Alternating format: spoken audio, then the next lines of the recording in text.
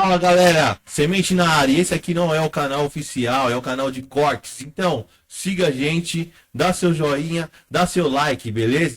Eita, eu queria que você falasse um pouquinho para a galera, somente quem está escutando aí, os primeiros indícios de crise de ansiedade. Ah, perfeito, né? Os primeiros sintomas, assim, as primeiras Isso, sensações que aparecem, né? isso. A ansiedade, a ansiedade eu costumo dizer que ela tem um seio materno e ela tem vários filhos. Então, o transtorno obsessivo compulsivo é filho da ansiedade, as fobias, seja ela específica ou não, é filha da ansiedade, a crise de pânico, a síndrome de pânico, e por aí vai. Mas um sintoma clássico que surge é um processo ilusório na cabeça, como se algo ruim fosse acontecer a qualquer momento. E aí o que é que acontece? O cérebro tem uma sensação ilusória, vivendo uma realidade como se fosse uma espécie de realidade virtual. Você mergulha com o seu cérebro em uma sensação iminente, como se algo ruim fosse acontecer, uma sensação de medo que você não sabe de onde vem. E logo depois o cérebro começa a dar ordens que são ordens automáticas que você não vai ter controle. Por exemplo, ele ordena que o seu coração acelere para bombear mais sangue para as extremidades, para os pés e para os braços, para que se você precisar correr ou lutar, você tenha a força necessária para isso. Ele começa a tremer a musculatura para fazer uma espécie de vibração nos músculos, e essa vibração é uma espécie de aquecimento, porque se você tiver que correr, você não vai ter cãibra, porque os músculos estão aquecidos. A ansiedade gera um processo de palidez semente, porque ela faz uma vasoconstricção, então ela tira meio que o sangue das extremidades da pele, então a pessoa tende a ficar pálido, e também porque se ela estiver lutando ou correndo ou fugindo, se ela se cortar, ela vai sangrar o mínimo possível. Às vezes a pessoa tem vontade de ir ao banheiro, fazer número 2 ou fazer xixi justamente para evacuar, ou seja, para ficar mais leve, porque se ela tiver que correr, lutar, é muito mais fácil se ela tiver leve, carregando o mínimo de peso possível. Então, eu costumo brincar assim com os meus pacientes que passam pela vivência que é extremamente aterrorizante, é uma espécie de surra psicológica viver uma crise ansiosa, que na verdade os fenômenos que a crise ansiosa traz são fenômenos absolutamente naturais. Se você, por exemplo, fizer uma corrida e você aferir sua pressão arterial, ver seus batimentos cardíacos, todos estarão alterados. Mas você não Isso. fica ansioso, você não fica com medo disso, porque na verdade é um fenômeno que a gente foi treinado a se acostumar com ele. Mas se você estiver em casa, deitado na sua cama, pensando na vida, e de repente é invadido por um pensamento negativo, e o dia que a minha mãe morrer? E se E meu aí filho começa, né? Ixi, for aí na começa. balada e tomar uma bala perdida? Aí começa a vir a cascata de sensações desagradáveis. Quando a E, pessoa menos espera, ela está envolvida em uma crise ansiosa com sensações como se aquele pensamento negativo fosse realidade. Então, quando a Maurinho, pessoa aprende a separar pensamentos que são dela e são da ansiedade, que é uma instância viva, ela consegue promover sensações inadequadas e pensamentos negativos dentro de nós sem a nossa vontade, aí tudo fica mais fácil de entender. então, é isso que eu ia te falar. É possível a gente dar um bloco nessa cascata de pensamentos negativos?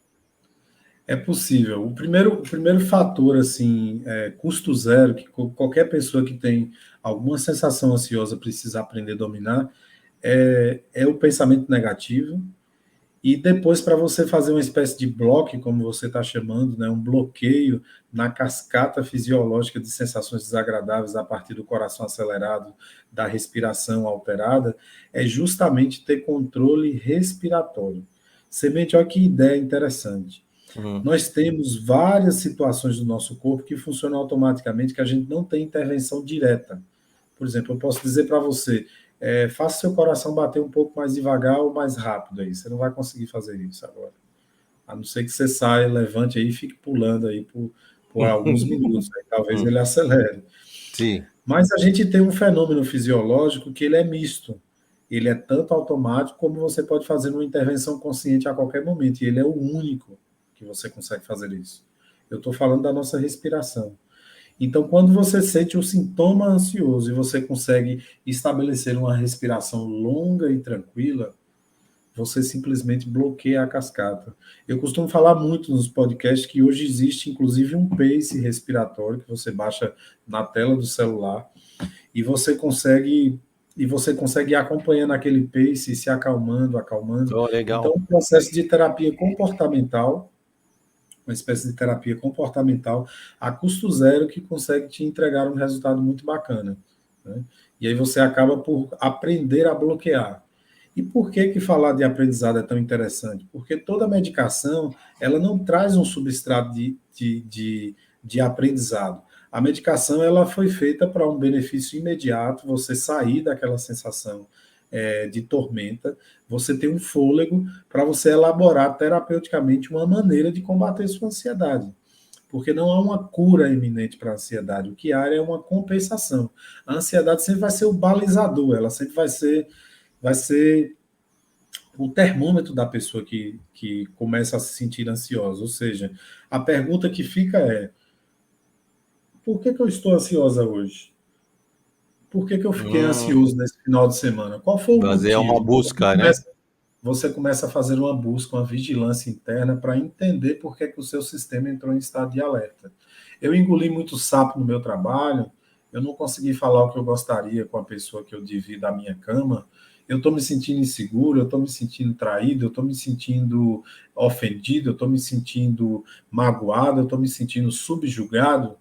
Então, quando você começa a fazer esse levantamento de sentimentos e sensações, você fatalmente vai encontrar resultados. E aí, meu amigo, remédio nenhum elabora pensamento, né? Então, quando você começa a elaborar o seu pensamento buscando essa vigilância, você sempre vai encontrar um resultado que sua mente inconsciente vai te contar. E aí você começa a entrar em estados diferenciados de consciência e ter mais domínio sobre você mesmo. Olha que coisa interessante. Matematicamente, tem 3 fluxos que nunca vai mudar. Primeiro você pensa, seu pensamento deflagra em emoções e depois essas emoções determinam e modulam o seu comportamento. Será sempre assim. Tudo começa no pensamento. Agora, a grande questão, Semente, é que muitos pensamentos são inconscientes. Você Isso. não consegue ter percepção sobre o que você está pensando. Não é tudo que você pensa que você tem acesso. Então, esse é o grande detalhe que precisa ser refletido o tempo todo. Maravilha. O...